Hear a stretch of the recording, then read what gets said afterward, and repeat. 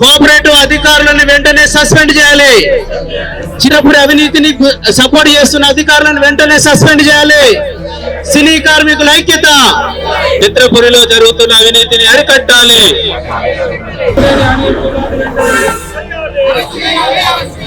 చిత్రపురిలో అన్యాయం జరుగుతుంది. అక్కడున్న వేల భూములను పైసలు ఇచ్చి అమ్ముకుంటున్నారు. జూనియర్ ఆర్టిస్టులకు చెందాల్సిన భూములను వాళ్ళు అమ్ముకుంటున్నారు అని చెప్పి ఈరోజు IFTU ఆధ్వర్యంలో ధర్నా చేపట్టారు. ఫిలిం ఛాంబర్ ముందు వాళ్ళు బైఠాయించారు. వాళ్ళ ప్రధాన డిమాండ్స్ ఏందో కనుక్కున్నాం.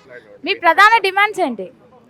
మా ప్రధాన డిమాండ్స్ చిత్రపురి హౌసింగ్ సొసైటీలో జరుగుతున్న అవినీతి అక్రమాలు ఏవైతే ఉన్నాయో ప్రభుత్వము ఒక కమిటీ వేసి దాంట్లో విచారణ జరిపించాలి. అవినీతికి పాల్పడుతున్న వాళ్ళను కఠినంగా శిక్షించాలి, వాళ్ళను కటకటాల వెనుకకు పంపించాలి అని చెప్పేసి ప్రధానంగా ఈరోజు డిమాండ్ చేస్తూ ఉన్నాం. ఎందుకంటే చిత్రపురి హౌసింగ్ సొసైటీకి 67 ఎకరాల స్థలాన్ని కేటాయించారు. 24 క్రాఫ్ట్స్లో ఉన్న ఎవరైతే పేద కళాకారులు ఉన్నారో ఆ కళాకారులకు అందరికి కూడా అక్కడ ఇండ్లు కేటాయించే విధంగా అక్కడ ఉండాలి అని చెప్పేసి గతంలో అనుకున్నారు. కానీ ఏదైతే ఆశించారో ఇది అక్కడ జరగట్లేదు. ఎవరైతే డబ్బులు ఉన్నారో కళాకారులకు సంబంధం లేకుండా కూడా సినిమాల్లో పనిచేయకుండా కూడా అనేక మందికి ఈరోజు ఫ్లాట్లు కేటాయించిన పరిస్థితి అక్కడ ఉన్నది.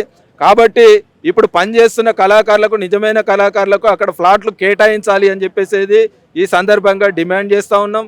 మూడో విషయానికి సంబంధించింది ఏంటి అని అంటే అక్కడ ఈరోజు మొత్తం 4 ఎకరాల స్థలం మాత్రమే ఉన్నది. ఆ 4 ఎకరాల స్థలంలో ఈరోజు డబల్ బెడ్రూమ్లు, సింగిల్ బెడ్రూమ్లు కట్టిస్తూ ఉన్నారు. అంటే ఒక్కొక్క ఫ్లాట్ ఖరీదు ఏంటంటే 90 లక్షలు, 3 కోట్ల రూపాయల దాకా ఉన్నది. అంటే ఈ 3 కోట్ల రూపాయలు పెట్టి ఈరోజు 24 క్రాఫ్ట్లో పనిచేస్తున్నటువంటి ఆర్టిస్టులు ఎవరైతే ఉన్నారో ఏ ఒక్కరు కూడా కొనే పరిస్థితి లేదు. మరి ఈరోజు చిత్రపురి హౌసింగ్ సొసైటీ ప్రెసిడెంట్గా ఉన్న వల్లభనేని అనిల్ కుమారు అసలు ఎవరికి ఇద్దామని చెప్పేసేది ఆ ఫ్లాట్లు అక్కడ కన్స్ట్రక్షన్ చేస్తూ ఉన్నారు అని చెప్పేసేది మేము ఈ సందర్భంగా అడుగుతూ ఉన్నాం. అందుకని ఇవన్నీ కూడా ఏంటంటే బాగా డబ్బులు ఉన్న వాళ్లకు, అది నానక్రామ్ కూడా కాబట్టి ఒక హై క్లాస్ ఏరియా కాబట్టి వేరే వాళ్ళకు అమ్ముకోవడం కోసానికి, తద్వారా డబ్బులు సంపాదించడం కోసానికి, అవినీతికి పాల్పడడం కోసానికి మాత్రమే అట్లాంటి ఫ్లాట్లు అక్కడ నిర్మాణం చేస్తూ ఉన్నారు అని చెప్పేసి మేము భావిస్తూ ఉన్నాం. అందుకని అట్లాంటి కన్స్ట్రక్షన్స్ను వెంటనే ఆపాలి. సింగిల్ బెడ్రూమ్ కన్స్ట్రక్షన్ చేయాలి. 20-25 లక్షల రూపాయలనే ఈరోజు దాని ఖరీదు పెట్టి జూనియర్ ఆర్టిస్టుల నుంచి మొదలుకొని 24 క్రాఫ్ట్స్లో పనిచేస్తున్న వాళ్ళు ఎవరైతే ఉన్నారో వాళ్ళందరూ కూడా అక్కడ వసతి కల్పించే విధంగా చర్యలు తీసుకోవాలి అని చెప్పి డిమాండ్ తోటి ఈరోజు చేస్తూ ఉన్నాం. దాంతోపాటు ఏంటి అంటే ప్రభుత్వం కూడా దీనిపైన చర్యలు తీసుకొని విచారణ జరపాలి అని చెప్పేసి కూడా ఈ సందర్భంగా డిమాండ్ చేస్తా ఉన్నాం. లేని పక్షంలో మరి ఈ పోరాటాన్ని మరింత ఉధృతంగా చేస్తామని చెప్పేసి ఈరోజు చిత్రపురి హౌసింగ్ సొసైటీ అధ్యక్షుడు వల్లభనేని అనిల్ కుమార్ని, అట్లాగే ఫెడరేషన్ని, అట్లాగే ఈరోజు ప్రభుత్వాన్ని కూడా హెచ్చరించడం అనేది జరుగుతూ ఉంది. మీ ప్రధాన డిమాండ్స్ ఏంటి? అందరికీ నమస్కారం. చాలా రోజులు జరుగుతున్న డిమాండ్స్ ఇవి. విషయం ఏంటంటే అక్కడ గత ప్రభుత్వం ఎప్పుడు చాలా రోజుల క్రితం ల్యాండ్ కార్మికుల కోసమని అలాట్ చేశారు. అది అందరికి తెలుసు. దాని తర్వాత చాలా ఫ్రాడ్ జరిగింది, అదంతా జరిగింది, పోయింది.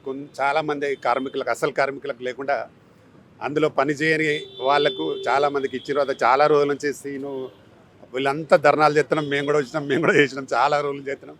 నేను 94 డైరెక్టర్, నాకు కూడా రాలేదు అందులో. అది పక్క పెడితే ఇప్పుడు అక్కడ కొంత ల్యాండ్ ఉంది. అది కార్మికుల కోసం సింగిల్ బెడ్రూమ్స్, డబుల్ బెడ్స్ కట్టాలనే దాని మీద కొంత ల్యాండ్ ఉంది.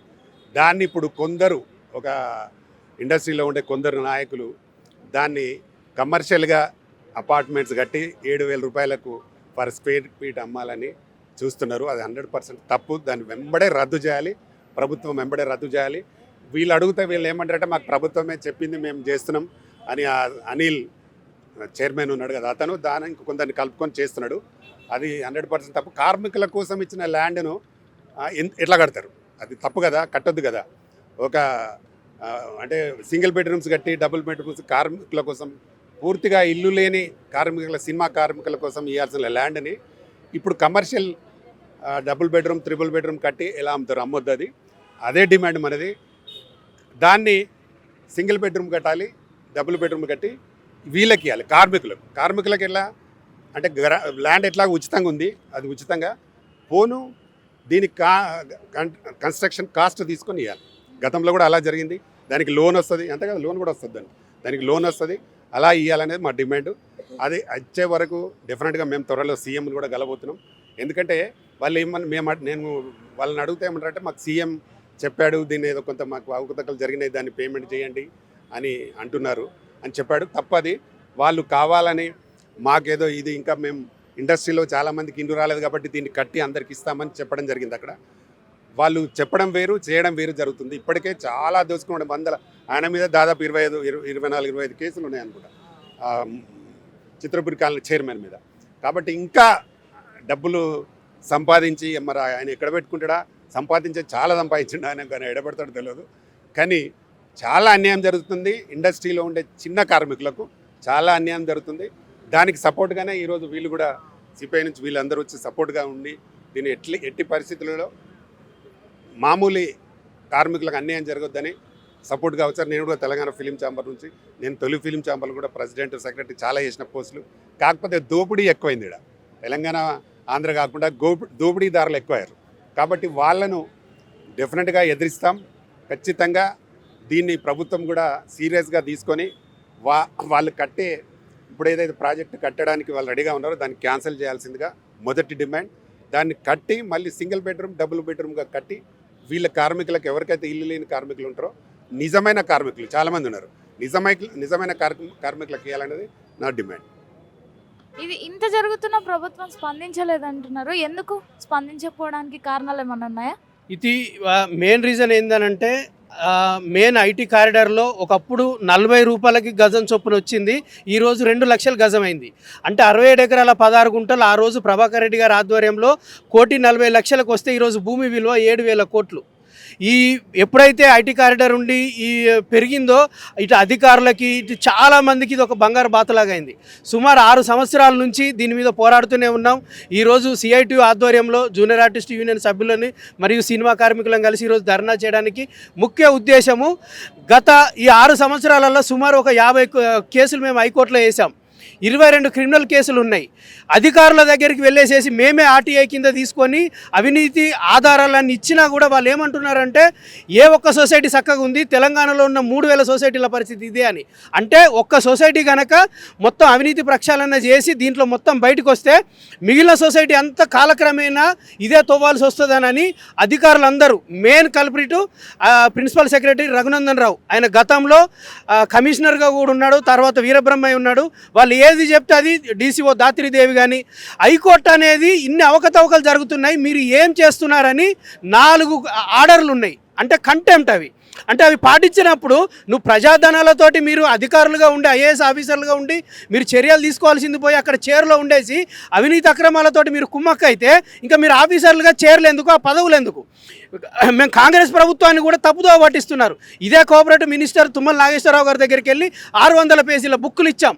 సార్ మీ గురించి చాలా మంచిగా విన్నాం, మీరు మేము అనుకున్నట్టుగానే కాంగ్రెస్ ప్రభుత్వం వచ్చింది, మీరు మేనిఫెస్టోలో కూడా 34 నంబర్ పెట్టారు, దీని గురించి మాట్లాడండి అని అంటే రూల్స్కి విరుద్ధంగా మళ్ళీ సపరేట్గా ఒక అలాట్మెంట్ కమిటీని వేశారు. అలాట్మెంట్ కమిటీకి రైట్ లేదు, దీని మీద చర్యలు తీసుకోవాల్సింది ఓన్లీ ఐఏఎస్ అధికారులు, కోఆపరేటివ్ కమిషనర్ అండ్ డీసీఓకే ఉంది.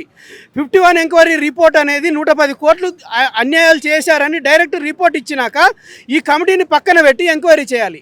అంటే కమిటీలో ఉండి ఆరోపణలు ఎదుర్కొన్న వాళ్ళు అక్కడ కమిటీలో ఉంటే వీళ్ళు అడిగిన ఎలాగ వాళ్ళకి ఇస్తారు? వాళ్ళని పక్కన పెట్టి ఒక పిఐసి అడా కమిటీ వేసి ఇచ్చేస్తే సరిపోతుంది. వాళ్ళు మొత్తం ఆడిటింగ్ అంతా మార్చేస్తున్నారు. ఇప్పుడున్న ఈ 4.5 ఎకరాలల్లో పాతది హైడ్రాకి బిఫోర్ వచ్చిన పర్మిషన్ పెట్టుకొని సఫారీ సూట్ అని ఇక్కడ ప్రొడ్యూసర్ కౌన్సిల్లో పెట్టేసేసి అనౌన్స్ చేసి రియల్ ఎస్టేట్ బిజినెస్ చేశారు. చిత్రపురి అనే దానికి ప్రొడ్యూసర్ కౌన్సిల్కి సంబంధం ఏముంది? అసలు ప్రొడ్యూసర్స్కి ఏం సంబంధం? అది ఇచ్చింది పేద సినిమా కార్మికులకి. మళ్ళీ 7,000కి ఒక ఎస్ఎఫ్టీ అనేది పెట్టడానికి రీజన్ ఏంది అంటే స్టార్టింగ్ ప్రైస్ 94 లక్షలు, మీరు జూనియర్ ఆర్టిస్టులు మీరు కట్టుకోలేదు కాబట్టి మేము మళ్ళీ బయట వాళ్ళకి అమ్మేశాం. దానికి రీజన్ ఏంటంటే పాత అప్పులు 150 కోట్లునే అవి కట్టాలి. అసలు అప్పులు చేసింది ఎవరు? ఇంత 1000 కోట్ల వాల్యూ పెరిగిన భూమి దానికి మిగులు బడ్జెట్ ఉండాల్సింది. అప్పులు కారణం ఎవరు? దాని మీద చర్యలు ఏంటి? ఈ 5 సంవత్సరాల నుంచి కాలయాపన ఏంటిదని అనేది వదిలేసి మళ్ళీ 6 కోట్లకి విత్డ్రాల్స్కి వీళ్ళకి చెక్ పవర్ కూడా లేదు. విత్డ్రాల్స్కి డీసీఓకి పర్మిషన్ పెట్టారు. నేను మద్దినేని గారు ఆర్టీఐ కింద వాళ్ళకి మీరు ఏవేటికి పర్మిషన్ ఇచ్చారని అధికారులకు ఇస్తే వాళ్ళు ఇవ్వట్లేదు. అంటే వాళ్ళు వీళ్ళు కలిసేసేసి కోట్లు దాంట్లో అకౌంట్లో రావడము ఇది ఇష్టానుసారంగా, అంటే ఒక్క రకంగా కాదు, ఒక 30-40 పద్ధతులలో వీళ్ళు ఉల్లంఘన చేశారు. అవన్నీ విచారణ జరిగితే మొత్తం దీంట్లో స్కామ్ అంతా బయటపడుతుంది. దానికి film Nagar society, Jubilee society పెద్ద అన్నీ దీనికి అనుసంధానంగా ఉంటాయన్న ఉద్దేశంతో ఈ అవినీతిని కాపాడడానికి చాలా పెద్ద ఎత్తున వెనకాల అధికారులు అనేది ఉన్నారు. ఈ అధికారులని దయచేసి ముఖ్యమంత్రి దృష్టికి మేము తీసుకెళ్తున్నాం. మీరు ముఖ్యమంత్రి అయినాక 2 సార్లు మిమ్మల్ని కలిసాము. మీరు ఇమ్మీడియట్గా వేం నరేందర్ రెడ్డి గారు కూడా చెప్పారు, వేమన్నా ఈ చిత్రపురిది చాలా రోజుల నుంచి ఉంది, మనం ఇమ్మీడియట్గా ఈడీ అండ్ విజిలెన్స్ ఎంక్వైరీ వేయండి అని వేం నరేందర్ రెడ్డి గారి దగ్గర కూడా వెళ్ళేసేసి వాళ్ళకు ఒక కాపీ ఇచ్చాము, గవర్నమెంట్కి ఒక కాపీ ఇచ్చాము. మేము ఇచ్చిన పేపర్లు రాంగ్ అయితే మమ్మల్ని ఇమ్మీడియట్గా జైలుకు పంపించండి. ఇది ఈ ఉద్యమం అనేది, చిత్రపురి అవినీతి ప్రక్షాళన అనేది ఏ రోజుకి ఆగేది కాదు. ఎందుకనంటే ఈరోజు తెలుగు చలనచిత్ర పరిశ్రమ 7,000 కోట్ల భూమిని కోల్పోతుంది. అక్కడ అన్యక్రాంతం అవుతుంది. అక్కడ అవినీతి రాబందులు అనేది దాన్ని ఏలుతున్నారు. అది కాపాడాల్సిన బాధ్యత ప్లస్ సినిమా కార్మికులకు న్యాయం చేయాల్సిన బాధ్యత మాత్రం ముఖ్యమంత్రి గారిదే. సత్యమేవ జయతే. Thank you. చిత్రపూర్లో అవినీతి జరుగుతుంది అని చెప్పి ఎన్ని సంవత్సరాల నుండి చెప్పినా కనీసం మమ్మల్ని పట్టించుకునే బాధ్యులు లేరు అని చెప్పి ఐఎఫ్టియు ఆధ్వర్యంలో ఈరోజు ధర్నా ఏర్పాటు చేసుకున్నారు. ఫిలిం ఛాంబర్ ముందు వాళ్ళు బైఠాయించి కూర్చున్నారు. అయినా వీళ్ళకి ఎవరు స్పందించట్లేదు అని వాళ్ళు ఆందోళన వ్యక్తం చేస్తున్నారు. వాళ్ళ కోట్ల భూములు వాళ్ళు అమ్ముకుంటున్నారని, ఒక్క వ్యక్తి చేతిలో ఉన్నందున ఆయన మొత్తం అమ్ముకుంటున్నారని వాళ్ళు ఆందోళన వ్యక్తం చేస్తున్నారు. నేను ప్రత్యూష, కెమెరామెన్ పరమేశ్వర్.